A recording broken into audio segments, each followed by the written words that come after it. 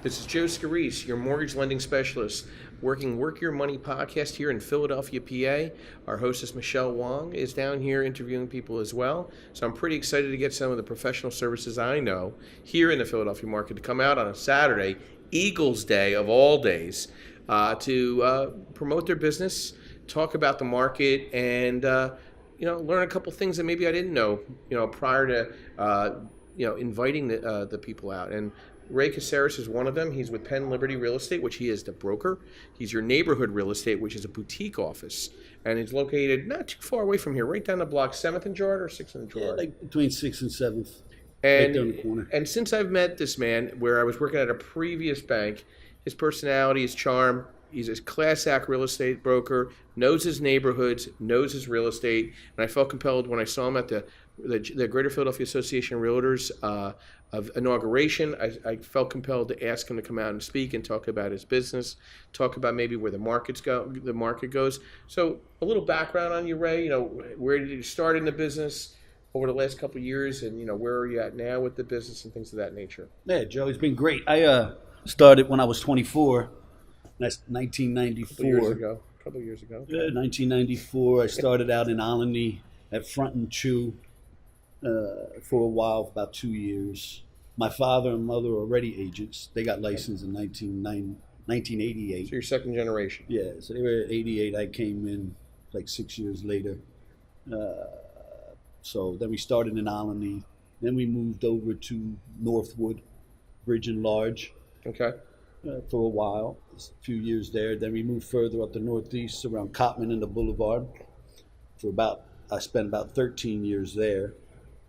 And then I bought a building on Girard back when I was 28, the building I'm at now. And I decided January 1st, 2009 is when we opened doors.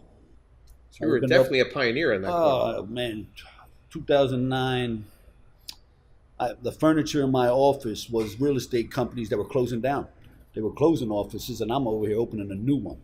In 2009, I've had people come tell me I wasn't going to make it, but it's been fine. And this leads into what services you offer out of the office. We've had conversations offline talking about what's out there. Now you offer obviously residential sales or commercial sales. Yeah, we're a family office. I have my father, he sits in the office. I have my mother, she has her office. I have my daughter, she's licensed, she's with me. I have my son, he's in the front desk. Then it's myself, 3 other agents, and then I have a property management department, which I have a different partner. Okay. Who pretty much runs that for me. Okay. All through the clouds. It's great. And how is that? How does property management help sales, and how does sales help property management?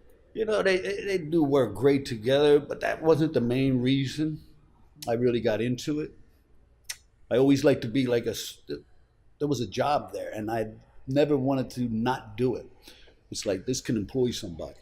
This can bring in $4, $5, $6 grand. And I never wanted to not do it because of family. Each time a family-orientated building in the office. And I always thought, this rental management department could employ my niece or employ my nephew, and they could run this thing with me. So even when it struggled, my main money is in commissions and sales. Most of the time I'm representing sellers, most of the time probably 80, 90% of the time.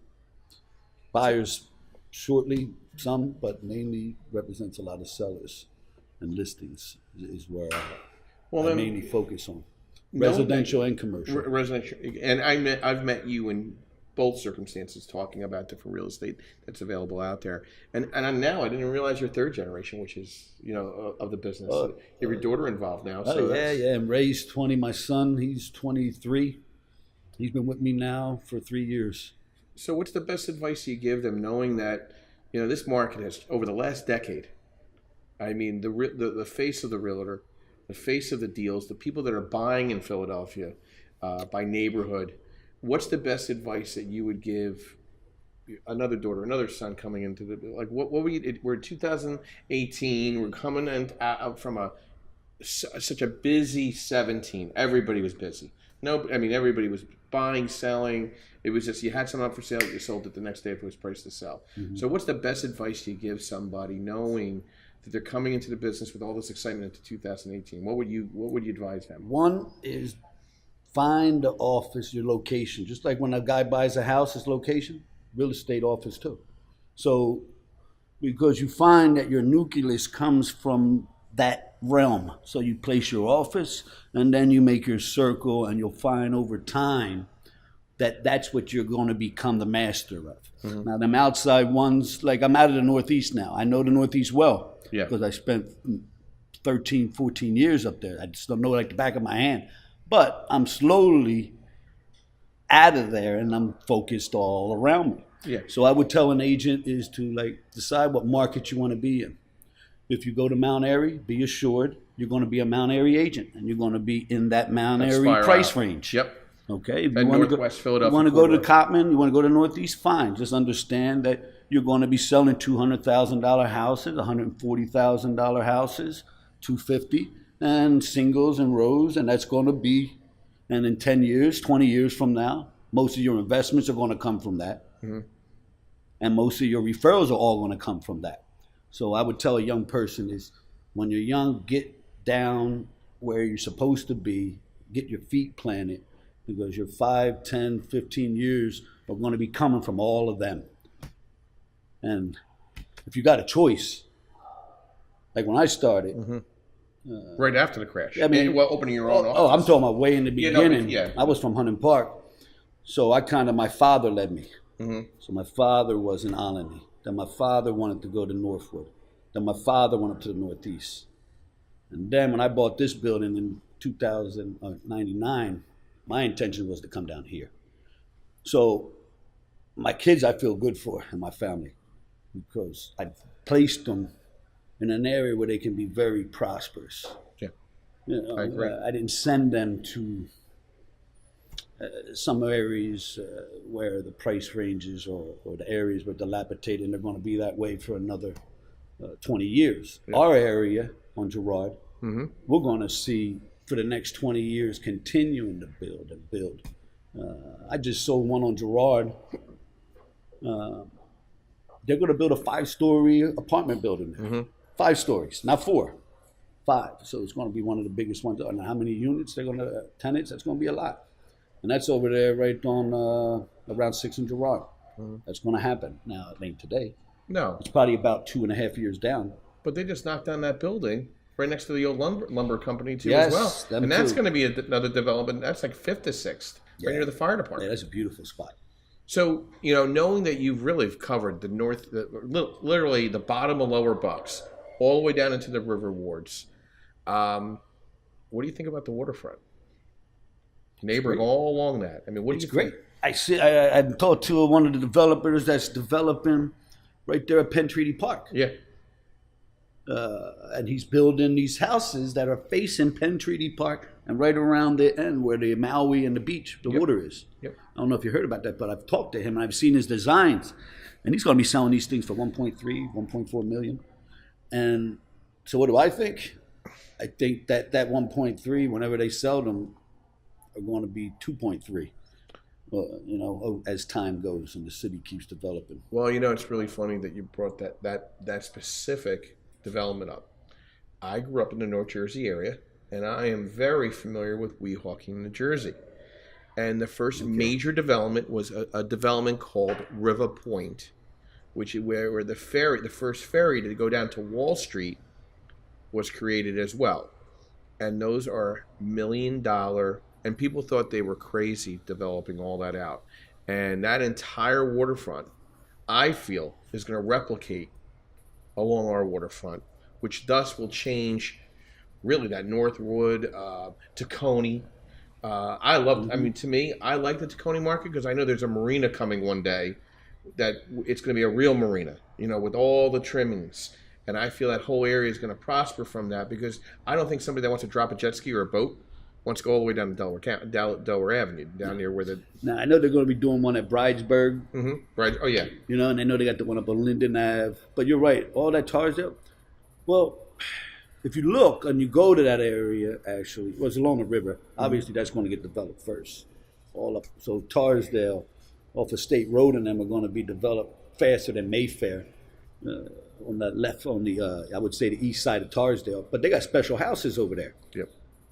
So when you go back there, you'll see big mansions with wraparound decks. Or Torresdale Estates, down there where the Goldstein's, the peanut juice. Yes, you go past that? Exactly. So the Tarsdale got those special houses. Yep, beautiful.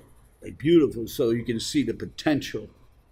Well, I'm also seeing the potential where a lot of the empty nesters they want to stay in Philadelphia County and they want the benefits of lower bucks. And I see like Del Rey, the gated community, or Baker's Bay becoming because they're still very convenient to the Torresdale train station stop, but yet they could still work and they could still travel to Bucks I just County. sold one on there, not Baker's Bay, right across it on the 90-some-100 block of State Road, James Street. Yeah, but that whole little Right corridor there. is really nice. It's been up and coming too. And inexpensive still. It's getting expensive. It's moving up, but there's some price points there that expensive. are, you tell somebody from, central New Jersey that they could pick up a 2-bedroom, 2-bath townhouse for $160,000, $3,000 in taxes, $300 a month in HOA. They're like, where? And it's along the Delaware River, and they got an indoor pool, outdoor pool. Where are we going? Yeah, and it's kind of quiet. It's quiet area. Very laid back area, very quiet area, great restaurants. Professionals too. If you were going to pick a couple neighborhoods, we named a couple, but if you were going to buy that 2-family house, move in, rent the other one, become a landlord, get a feel of it, what's a neighborhood that you would, around that $200,000 to $300,000 mark, where the dual income could support it, then you rent it out, the debt supports itself, and you're making a couple. Well, 200 to 300. You ain't getting in Northern Liberties. No, that's. So now you got to cross over. You got to cross over Girard into the 2 zip codes. Okay. Obviously, everybody knows that. I think, and that's getting priced out quickly too. Okay. Even over there, you probably know the lots over there. Yeah. 3 years ago, I would sell them for 35. Now I get 130. I own 5 lots right near the 1-pound cheesesteak on the corner of Kensington and Lehigh. Mm-hmm. That those lots over there. The 1-pound cheesesteak. The 1-pound cheesesteak. When I tell everybody 1-pound cheesesteak, they know where they're playing, and that along that L up all the way up to Somerset is going to be. Oh, it's even further. No, but I mean, there's people already buying heavy. 3 train stops up. Yeah, with Somerset, we're past Somerset. No, yeah. But people don't. If they don't undersee it, they'll see it later. They'll see it once it really can see it. They can't. If they can't see it, I can see it already. If you haven't been here if you just moved here today, you wouldn't understand 10 years ago. Yeah, it would be. It's complicated. It's some of these areas people go into it and are loving them, but because they've been changing. So where some of the people that've been there, they think like, oh, that neighborhood, but it's like, you got to get off of your old thinking. It's not like that any longer. Yep. It's not like that. And another thing that comes to mind is fix and flip. Or fix and rehab, not new construction, because we know you have to. There's certain criteria for the new construction, but there's still people pouring into Philly thinking they could do fix and flip. Are you seeing that as the one market that's going to tighten up completely over in 18? I do, but I just maybe what's your take? What do you mean tighten up? What do you mean? I mean, there's just not any inventory. Oh yeah, well that's happening already. Yeah, I mean I'm on Zillow and. I got a lot of calls in the 2-1 and 2-2 zip codes, which is like right there where all that's happening. So you can buy these, but you're getting 50 people that want that house. Yeah. A lot of times I can't even work with the people. I say, look, there's going to be many people that have this. And sometimes I give them the agent's number directly. I say, look, call them directly. Because if I'm coming here and try to represent you, and this house is only, like they're talking about them areas that are developing, so they can buy them for 30 and 28 and 35 and 45. Well, a lot of times you almost got to go right to the horse, or else it's. Don't think I want to take my leg and kick myself in the butt from the house you showed me down on Lehigh, where they're now just sold a house right down the block on a corner for $400,000. So. Finding the $50,000 house and then renovating it for $100 and selling it for $400, it's just not there. You know what I mean? You have to really work hard. To me, I think the next year is better for cash flow. Like if you could buy in Kensington, you could buy in Old Port Richmond. If you can. That's the question. That's the rough part. You're right. But I mean, do you think this is the year of the cash flow move, or there's still some room for rehab and flip? Like if you were going to take an inventory, you can easily rehab and flip. Okay. I think rehab and this flipping can be done all day long. Really, but it's the buy-in. It's the buy-in. Because even the high end. Meaning buying in, you got to buy right to get it at the right. Yeah, but everybody, it seems like all the buyers, even in fix and flip, in some of the areas that are not Northern Liberties, real high end, everybody, these buyers, the rates are low. Yeah. They all want new kitchens and new baths. You give them a new kitchens and new baths, they'll buy it. They'll buy it. They know they don't have to worry about that. And they're not going to have a lot of choices. So you're going to, I don't care where you're at, even if you're in Mayfair and Tacony and Richmond, if you give somebody a brand new kitchen and brand new bath and it's priced the way it should be, then it will sell. And there's going to be multiple people that want it. I think that also because there's not enough houses. Yeah. And affordable houses, too. So that payment, people want to pay that $1,300-1,400 range. That's a different market. Yeah. That's the rehab. Yep. Or new construction for that matter. You're in 400 all the way up right now on new construction. So stepping back going toward the property management, what's the best advice you would give a landlord going into 2018 with buying, maintaining? Is there a couple tips? I would say, if they're doing it on their own, that's great. And if they can handle that and manage it and they're prosperous, that's great. But not everyone is. Like my mom and father, they were never great rental people. Mm-hmm. And they always suffered. Yeah. Where I would tell someone to get a property manager. Don't worry about paying your 8% if you got to pay it. They're gonna make sure you get your rent. Tenants seem to pay more when the management company's there. They don't lollygag as much. Motions are out. 10 days, 11 days later, the rent's due on the 1st, now it's the 10th. They don't pay, all right, send out an eviction letter. Most of the time, they're going to come pay right away. So I would tell someone new, to get a management company and get one that's on the webs and on the internet basis, the clouds. You need that. You need someone that says, okay, you can pay your rent online. So the tenant can log in, streamline everything, and they can pay their rent online. And the money's moving around where you have, and then direct deposit. And then they also, those type of companies also direct deposit the money right into the owner's property. Mm-hmm, mm-hmm. And then the owners have portals, and they can see what repairs are being done, what charges are being done. It keeps track of everything. It's perfect. So that's my thought. They can do it on their own, but they'll be funny that the late fees and whatever other fees and the fee that you got to pay that agent, it's more than worth it.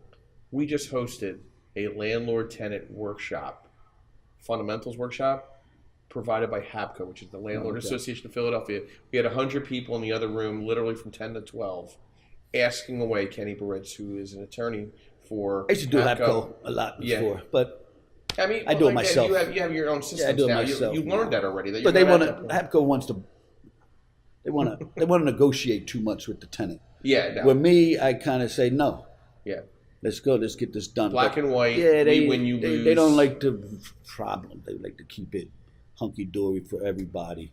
There's professional tenants now, and I think that's a problem when the tenant is smarter than the landlord and know the laws, know the rules, and know that they can potentially get away with a lot more if there's any flexibility. Yeah, but I think I'll tell you what. If the landlord has a rental license, the rental suitability license, they have the lead-based. So lead-based. If they have a child, if they have a child, if they don't, great. But if you got your rental license and your suitability, you either pay and you stay, you don't, you won't. Yeah. So what are they going to say? They might try to say they're not paying me for what? Oh, the repair. Get the repairs done right away. Mm-hmm. So you really don't. I don't know. I don't have problems much with tenants like that. I mean, it falls on. I find my problems come when the landlords are not prepared. Mm-hmm. They don't have a rental license. Now they got me in a situation. I'm troubleshooting, trying to figure out how to handle this in a way that's going to prosper for the seller or for the owner of the property and not being taken advantage of by the tenant. Yeah.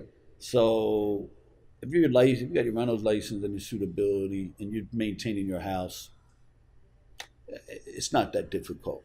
Okay. Really, it's not. No, I agree with you. The But courts I understand it too. Yeah, no, the judges are pretty hip. Yeah, they're pretty good now on that kind of stuff. So the last question I have is, knowing that you've covered really pretty much the whole entire North Philly corridor. You start in Alny and then you work your way down, and now you're kind of centralized. We're still North Philly. Anything past Callahill was North Philly. Do you feel that you see a lot of more off-market deals?